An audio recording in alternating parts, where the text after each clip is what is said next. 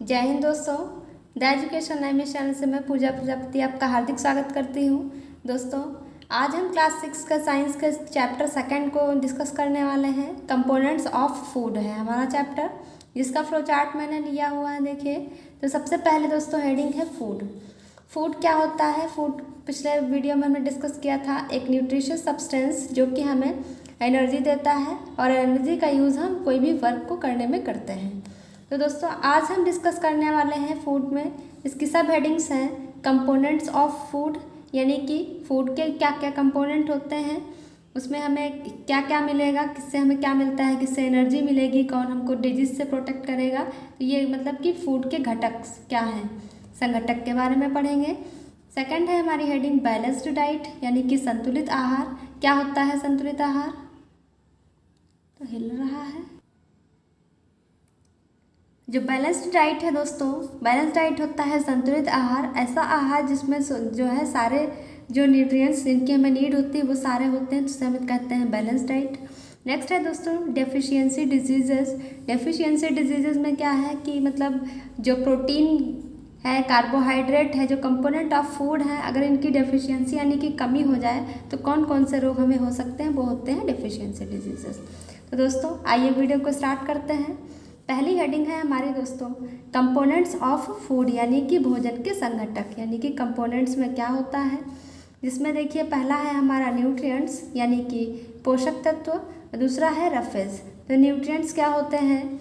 The food substances that provide nourishment to the body, यानी कि ऐसे फूड सब्सटेंस, पदार्थ खाने वाले जो कि हमें क्या देते हैं, पोषण प्रदान करते हैं हमारी बॉडी को, यानी कि ग्रोथ करने में हेल्प करते हैं, तो वो क्या होते हैं? न्यूट्रिएंट्स होते हैं। न्यूट्रिएंट्स क्या हैं? Food substances that provide nourishment to our body. अब देखिए जो न्यूट्रिएंट्स होते हैं दोस्तों वो कौन कौन से हैं। फर्स्ट है हमारा कार्बोहाइड्रेट, सेकंड है प्रोटीन, फिर है फैट्स और विटामिन्स और मिनरल्स। तो इसमें पहले हम देखेंगे कि कार्बोहाइड्रेट्स क्या होते हैं। तो दोस्तों जो कार्बोहाइड्रेट्स हैं these are energy giving compounds, यानी कि जो कार्बोहाइड्रेट जिनमें होता है, न्यूट्रिएंट्स जो भी फूड सब्सटेंस होते हैं कार्बोहाइड्रेट वाले, वो क्या करते हैं, हमें एनर्जी प्रोवाइड करते हैं। एनर्जी यानी कि काम करने के लिए ऊर्जा, यानी कि काम करने के लिए जो क्षमता होती है हमारी पावर, उसको प्रोवाइड करते हैं। फिर देखिए क्या है second point, simple carbohydrates provide instant energy and are soluble in water like sugar.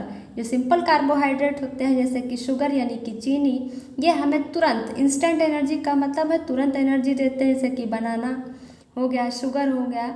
और ये क्या होते हैं, सॉल्युबल भी होते हैं वाटर में, जैसे चीनी का देखा आपने, घोल बन जाता है शुगर सॉल्यूशन। तो जो ये सिंपल कार्बोहाइड्रेट होते हैं ये हमें तुरंत एनर्जी देते हैं और सॉल्युबल भी होते हैं वाटर में, यानी कि पानी में घुल जाते हैं। नेक्स्ट कॉम्प्लेक्स कार्बोहाइड्रेट क्या होते हैं दोस्तों, जो कि इनसॉल्युबल होते हैं, यानी कि वो वाटर में घुलते नहीं हैं। इनसॉल्युबल कंपाउंड्स होते हैं लाइक स्टार्च। स्टार्च जो होता है आपका पोटैटो में होता है।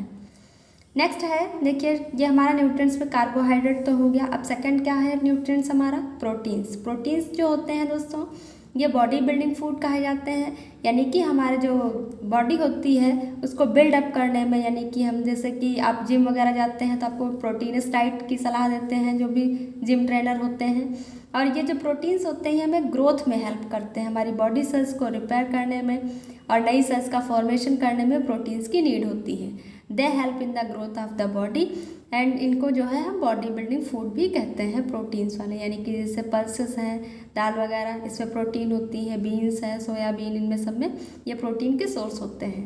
कार्बोहाइड्रेट के सोर्स की अगर बात करें तो जितने सीरियल्स होते हैं, यानी कि अनाज हो गया, बनाना, फ्रूट्स हैं और पोटैटो है, ये सब कार्बोहाइड्रेट के सोर्स होते हैं। नेक्स्ट है देखिए थर्ड हमारा न्यूट्रिएंट फैट्स। फैट्स क्या होते हैं? These are very high energy giving compounds. Fats जो है इससे हमें एनर्जी मिलती है और ज़्यादा मात्रा में एनर्जी मिलती है।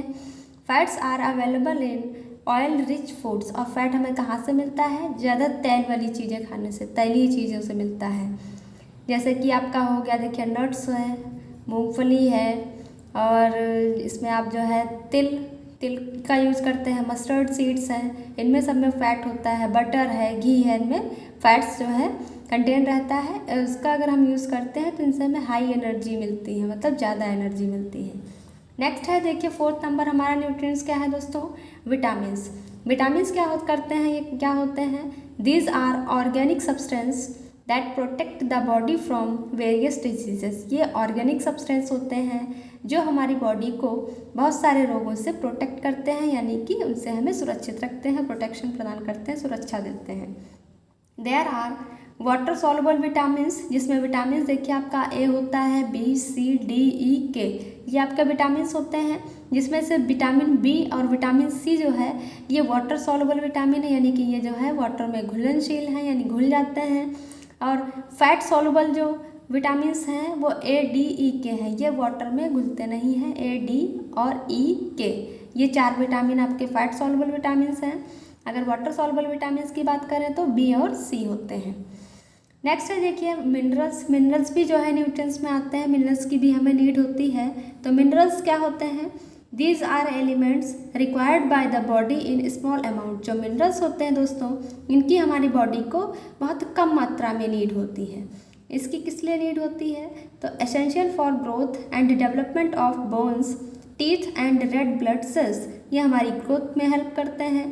और बोन्स यानी कि जो हमारी हड्डियाँ होती हैं उनके डेवलपमेंट में ये हेल्प करते हैं। टीथ के लिए, गम्स जो हमारे मसूड़े वगैरह हैं, इनके लिए मिनरल्स की नीड होती है। एंड रेड ब्लड सेल्स को मिनरल्स की नीड होती है। नेक्स्ट पॉइंट है हमारा also help in proper functioning of the nervous system and circulatory system.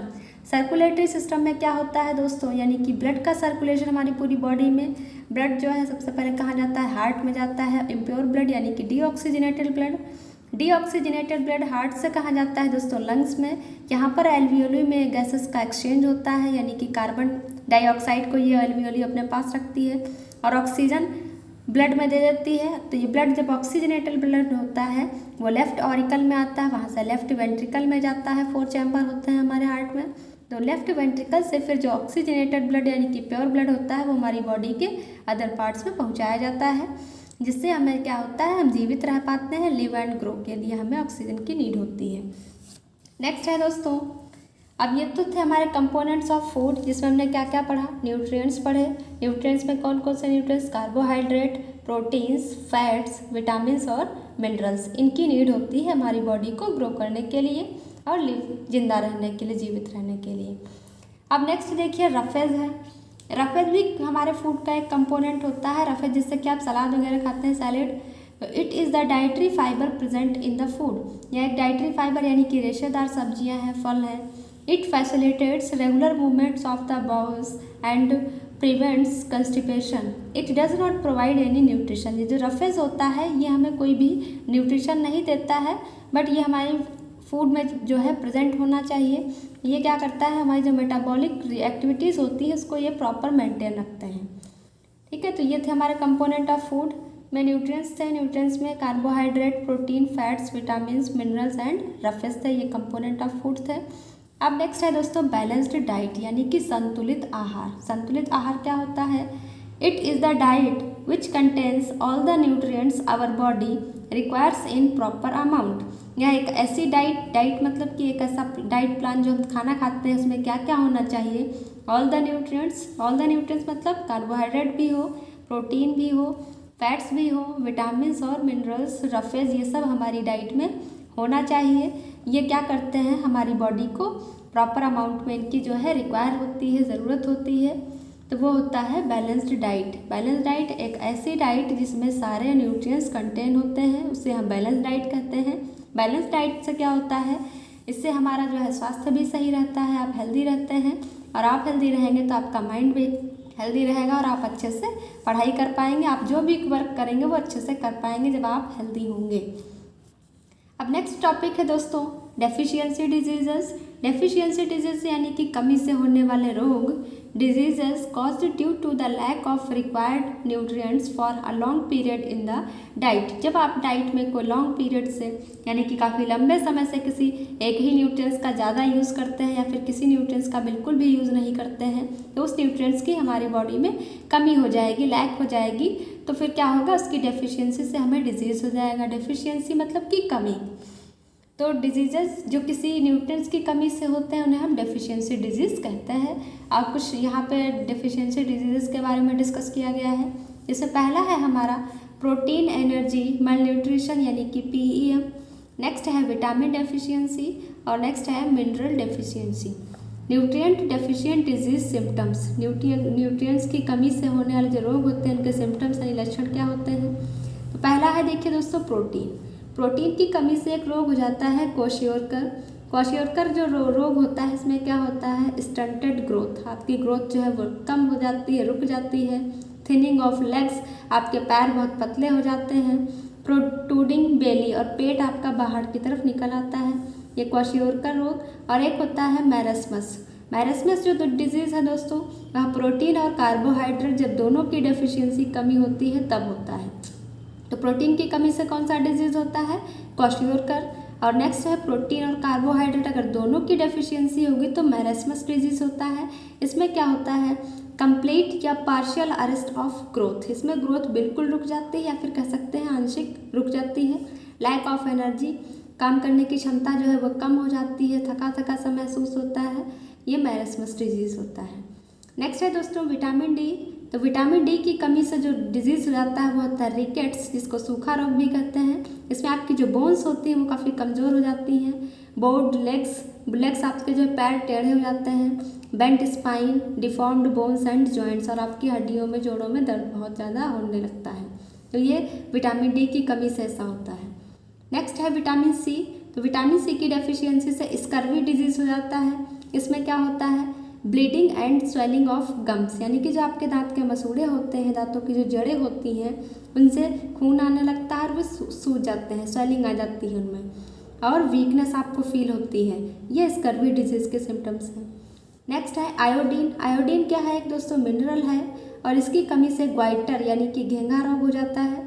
इसमें क्या होता है कि थायराइड ग्लैंड होती है हमारी थ्रोट के पास होती है, गले में कई सारी देखा होगा आपने लोगों के गले में हड्डियाँ ग्लैंड बहुत बड़ी बड़ी लटकने लगती हैं बाहर, उसी को ग्वाइटर या घेंघा रोग कहते हैं। इसमें जो थायराइड ग्लैंड होती है हमारे गले में वो बड़ी हो जाती है, रिटार्डेड ग्रोथ, और आपकी ग्रोथ भी रुक जाती है। तो ये आयोडीन की कमी से होता है। इससे कमी से बचने के लिए हमें आयोडाइज्ड साल्ट का यूज़ करना चाहिए, या फिर जो है समुद्र में जो पाई जाती है चीज़ें उन चीज़ों का सेवन करना चाहिए खाने में अपने। नेक्स्ट है आयरन भी दोस्तों एक मिनरल है। आयरन और आयोडीन ये दोनों मिनरल्स में आते हैं, इनकी हमें बहुत कम मात्रा में नीड होती है, लेकिन ये हमारी डाइट में शामिल होने चाहिए। तो आयरन की कमी से क्या हो जाता है दोस्तों एनीमिया हो जाता है। एनीमिया में क्या हो जाता है हमारे बॉडी में ब्लड की कमी हो जाती है। फैटिग्यू, लॉस ऑफ एपेटाइट, भूख आपको कम लगती है, आपको थकान महसूस होती है, और आपकी जो स्किन होती है वो हल्के पीले रंग की हो जाती है, यानी कि कुल मिलाकर ब्लड की कमी हो जाती है। तो ये थे दोस्तों डेफिशिएंसी डिजीजेस, जिसमें क्वाशियोरकर प्रोटीन की कमी से, मैरस्मस प्रोटीन और कार्बोहाइड्रेट की कमी से होने वाला रोग है, रिकेट्स विटामिन डी की कमी से होने वाला रोग है, स्कर्वी विटामिन सी की कमी से होने वाला रोग है, ग्वाइटर आयोडीन की कमी से होने वाला रोग है, और एनीमिया जो है वो आयरन की कमी से होने वाला रोग है। तो दोस्तों ये था हमारा फ्लो चार्ट चैप्टर 2 का कंपोनेंट्स ऑफ फूड का। आपको कैसा लगा ज़रूर बताइएगा कमेंट में, और अच्छा लगे तो लाइक करिएगा, प्लीज़ मेरे चैनल को सब्सक्राइब करिए, अपने दोस्तों को शेयर करिए। Thank you so much, thanks for watching.